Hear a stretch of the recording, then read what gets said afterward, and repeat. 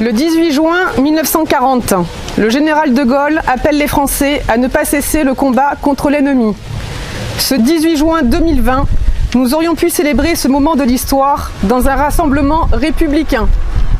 Le maire sortant en a décidé autrement, en organisant une cérémonie uniquement pour ses proches, excluant tous ceux qui ne sont pas en accord avec lui. Roch-Baron, jusqu'à preuve du contraire, n'est pas occupé par l'ennemi. Mais allez savoir. Il est d'usage que les élus de la République soient invités, en premier lieu le représentant cantonal du département, aussi que les conseillers municipaux et en particulier celui ayant la fonction de correspondant défense, chargé justement de ces cérémonies. C'est ainsi que les autres communes procèdent. Mais ici à Roch-Baron, il semble que les lois de la République soient bafouées.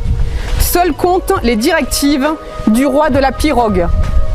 Nous, Roch-Baronnais de bon sens, n'acceptons pas ce principe et en toute légalité, nous avons souhaité marquer à notre façon cet appel du général de Gaulle en un moment de recueillement sur la stèle érigée en son honneur. Je passe donc maintenant le micro à Jean-Pierre Buzam qui va vous lire l'appel du 18 juin 1940 prononcé à la BBC de Londres par le général de Gaulle. Alors, avant de revenir à ce discours du général de Gaulle, je voudrais simplement rappeler ce qui s'était passé donc en 1940. Donc, la guerre était les Allemands avaient envahi la France. Le gouvernement de Vichy a capitulé. Les armées avaient été donc balayées par la force mécanique des Allemands. Et donc, la France était sous domination allemande. Le général de Gaulle, n'acceptant pas cette soumission, a préféré prendre un peu le maquis, comme on pourrait le prendre aujourd'hui, contre une mairie qui ne répond pas à nos besoins, pour appeler les soldats et tous ceux qui voulaient combattre pour éviter que la France tombe sous le joug des Allemands. Alors, ce discours a été prononcé le 18 juin 1940, donc à la BBC de Londres par le général de Gaulle. Les chefs qui depuis de nombreuses années sont à la tête des armées françaises ont formé un gouvernement.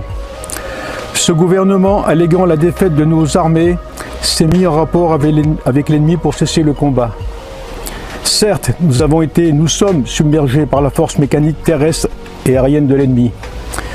Infiniment plus que leur nombre, ce sont leurs chars, les avions, la tactique des Allemands qui nous ont fait reculer.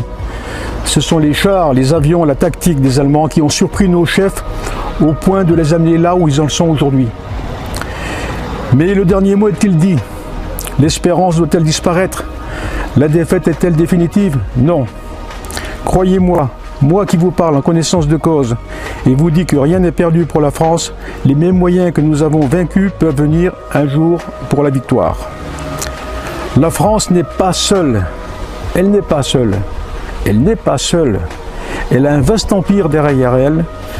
Elle peut faire bloc avec l'Empire britannique qui tient la mer et continue la lutte.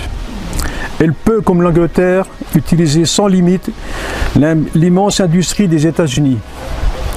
Cette guerre n'est pas limitée au territoire malheureux de notre pays. Cette guerre n'est pas tranchée par la bataille de France. Cette guerre est une guerre mondiale.